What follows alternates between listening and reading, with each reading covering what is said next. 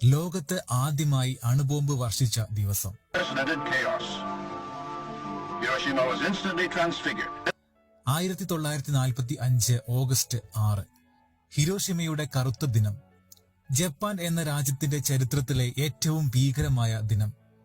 അന്ന് രാവിലെ 8:15 ആദ്യമായി മനുഷ്യർക്ക് നേരെ ആറ്റം ബോംബ് ആക്രമണം നടന്നു.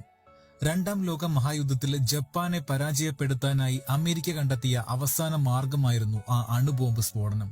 1945 ജൂലൈ 25 അമേരിക്കൻ വ്യോമസേനയുടെ പസഫിക് മേഖല കമാൻഡർ ജനറലായ കാൾ സ്പോട്സിന് ജപ്പാനിലെ 2 നഗരങ്ങളിൽ ആറ്റം ബോംബ് പ്രയോഗിക്കാനുള്ള നിർദ്ദേശം അമേരിക്ക നൽകി. 40,000-ഓളം ജപ്പാനീസ് സൈനികർ ഉൾപ്പെടുന്ന സെക്കൻഡ് ജനറൽ ആർമിയുടെ ആസ്ഥാന മന്ദിരം സ്ഥിതി ചെയ്യുന്ന ഹിരോഷിമ നഗരത്തെയാണ് ആദ്യം ഇതിനായി ടാർഗറ്റ് ചെയ്യുന്നത്. ദൌത്യം നിറവേറ്റാൻ അമേരിക്കൻ വ്യോമസേനയുടെ B-29 ബോംബർ വിമാനമായ എനോള ഗേ എന്ന ബോംബർ വിമാനത്തെ തയ്യാറാക്കി. ജനറൽ പോർട്ടിപ്സ് എന്ന പൈലറ്റിനെ ആയിരുന്നു വിമാനം പറത്താൻ നിയോഗിച്ചിരുന്നത്. ലിറ്റിൽ ബോയ് എന്നായിരുന്നു ആ മാരകമായ അണുബോംബിന്റെ പേര്. യുറേനിയം 235 ഐസോടോപ്പിനെ ലെഡ് കൊണ്ട് ആവരണം ചെയ്ത് നിർമ്മിച്ച ഈ ബോംബിന് 12,500 ടൺ TNT പ്രഹരശേഷിയുണ്ടായിരുന്നു. അങ്ങനെ ആ ദിവസം വന്നെത്തി. ദൌത്യം ആരംഭിക്കാൻ സമയമായി. 1945 ഓഗസ്റ്റ് 6 അണുബോംബ് വഹിച്ചുള്ള ബോംബർ വിമാനം ടേക്ക് ഓഫ് ചെയ്യുന്നു. പസഫിക്കിലെ ടീനിയൻ ഐലൻഡ് എന്ന ഐലൻഡിൽ നിന്നാണ് ഈ വിമാനം ടേക്ക് ഓഫ് ചെയ്യുന്നത്. അങ്ങനെ ലിറ്റിൽ ബോയ് എന്ന ബോംബുമായി എനോള ഗേ വിമാനം പറന്നുയർന്നു.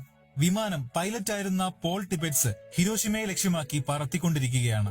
മറ്റ് 2 വിമാനങ്ങളും രഹസ്യാന്വേഷണത്തിനും ശാസ്ത്രീയ നിരീക്ഷണത്തിനുമായി കൂടെയുണ്ടായിരുന്നു.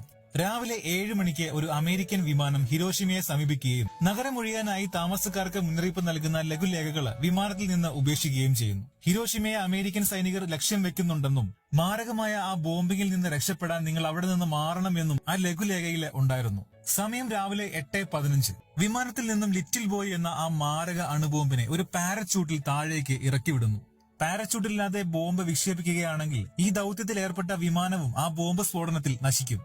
പാരച്യൂട്ടിൽ ഈ ബോംബ് പതിയെ താഴേക്ക് വരുന്ന സമയം കൊണ്ട് അമേരിക്കൻ വിമാനങ്ങൾ അവിടെ നിന്നും കുറെ ദൂരത്തേക്ക് പറന്ന് മാറുകയാണ്.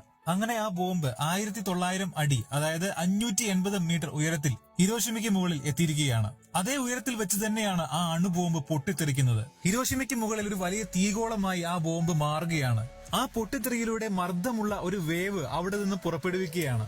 ആ ബോംബ് വീണ സ്ഥലത്തിന് ചുറ്റും ഈ വേവ് സഞ്ചരിക്കുകയാണ്. ഈ വേവിനൊപ്പം തന്നെ കെട്ടിടങ്ങളും ആളുകളും എല്ലാം നശിച്ചുകൊണ്ടിരിക്കുകയാണ്. അങ്ങനെ ആ നഗരത്തെ ആ ബോംബ് വിഴുങ്ങുകയാണ്. ദശലക്ഷക്കണക്കിന് ഡിഗ്രി സെൽഷ്യസ് ആയിരുന്നു ആ ബോംബ് സ്ഫോടനത്തിലുണ്ടായ ചൂടിന്റെ അളവ്. ഇത് ആ നഗരത്തെ മുഴുവനായും കത്തിക്കുകയാണ്. അവിടെ നിന്നും കിലോമീറ്ററുകളോളം ദൂരം ഈ തീ സഞ്ചരിക്കുകയാണ്. ഏതാണ്ട് 70,000 മുതൽ 80,000